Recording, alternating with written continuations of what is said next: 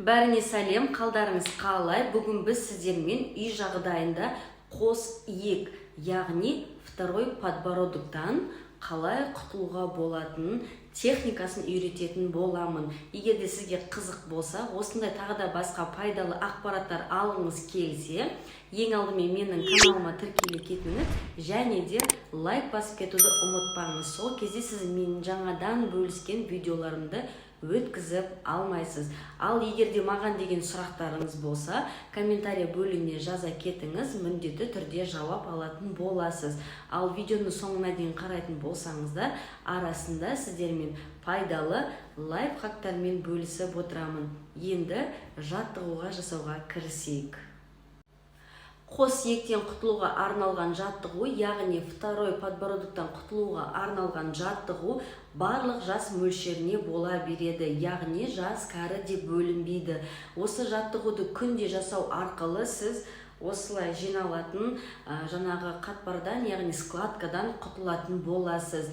Ең алдымен, егер де сіз диетада, яғни арықтау процесінде болатын болсаңыз, сізге осы жаттығуды жасау өте маңызды. Себебі сіз арықтаған кезде артық теріңіз салбырай бастайды және де кейін диетаңыз тоқтап, біраз уақыттан кейін сол салбыраған теріге қайтадан май қорлар жинала бастайды. Сол себепті сіздің сол еңбегіңіз зия кетпес үшін міндетті түрде осы жаттығуды жасап жүру қажет.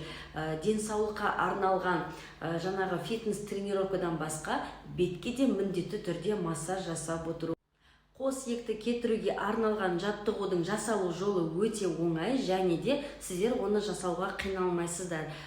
Тез үйреніп алсаңыздар, күнделікті тамақ жеп, үй жинап жүрген кезде арасында бір 8-10 минут уақыт бөлсеңіз жеткілікті, кейін оның результатына жететін боласыз. Ең алдымен жаттығуды бастамас бұрын қан айналымын жүргізіп аламыз. Ол үшін шымшу арқылы осындай жаттығу жасаймыз.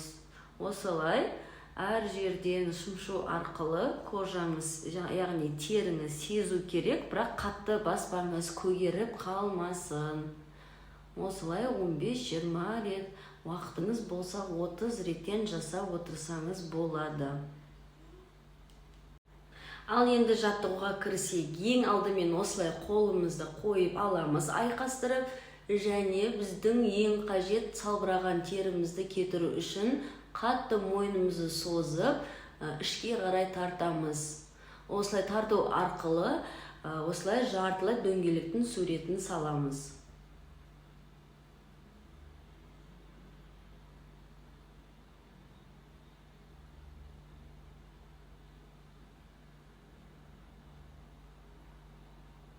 Осылай тартқан кезде сіз сезіну керексіз, осындағы теріңіздің кішкене тартылып, күш салынып тұрғанын. Ал екінші жаттығуымыз осыған ұқсас, дәл осылай қолымызды айқастырып алып, біздің астыңғы жағымызды алдыға қарай шығару арқылы жасаймыз. Бірінші еңкейеміз, жағымызды алдыға қарай шығарамыз.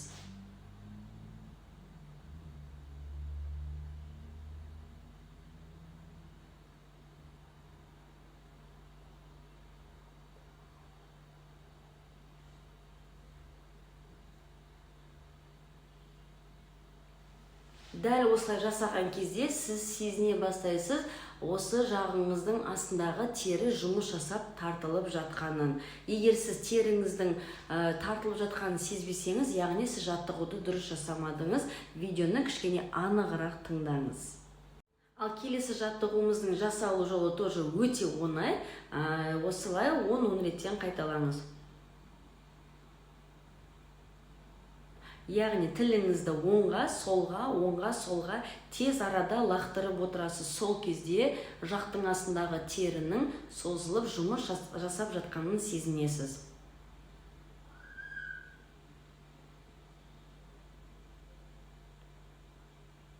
Келесі жаттығу бетіміздің осы астыңғы терісін жоғары қарай кішкене ауыртыңқырап арқылы, көтеру арқылы жасаймыз. Бірақ байқаңыздар, көгертіп алмаңыздар. Кішкене күш салу керек, бірақ ауыртпау қажет.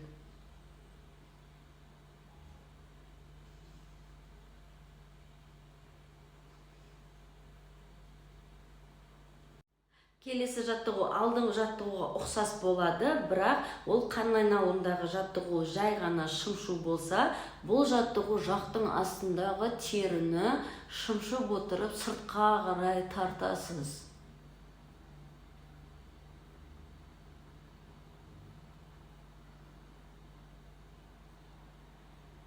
Дәл осы жаттығуды мойынға да жасаймыз. Мойындағы әжімдер сол кезде кететін болады. Қатты шымшып жүрмеңіздер, көгеріп қалмау қажет.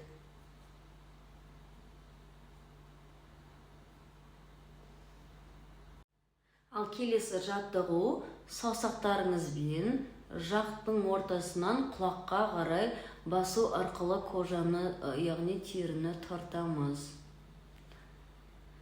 Жасап жатқан жаттығуыңызды теріңіз сезу керек, бірақ қатты басып көгертіп алмаңыз.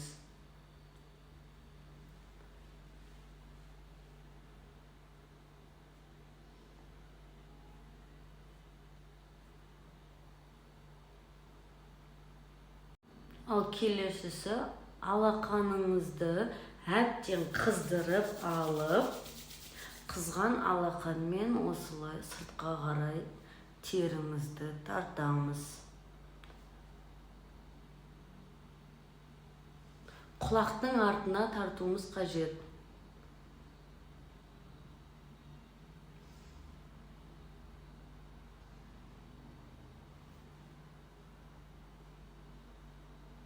Яғни біздің барлық жасаған жаттығуымыз сыртқа қарай, құлақтың артына қарай жасалып отыру керек. Шымшығанда да, нүктемен басқанда да, тартқан кезде де барлық жаттығу міндетті түрде сыртқа қарай кішкене салмақ салу арқылы, бірақ ауыртпай жасалынады. Және де осылай саусақпен жай телевизор қарап, демалып отырғанда, кино қарап отырған кезде сіздерде әдетке айналу керек. Қолыңызбен осылай тамақтың астындағы теріні сыртқа тарту арқылы, құлақтың артына тартылу арқылы кетіресіз. Осы әр жасалған жаттығуды күніне жарты сағат уақыт бөліп жасайтын болсаңыз, сіздің жағыңыз тартыңқы, бетіңіз упруги, яғни теріңіз мықты және өте әдемі формаға айналады. Екінші қос иегіңізден құтылып, сол кезде сіздің түріңіз өте жас көрінетін болады. Сол себепті өзіңізге күніне жарты сағат уақыт бөліңіз.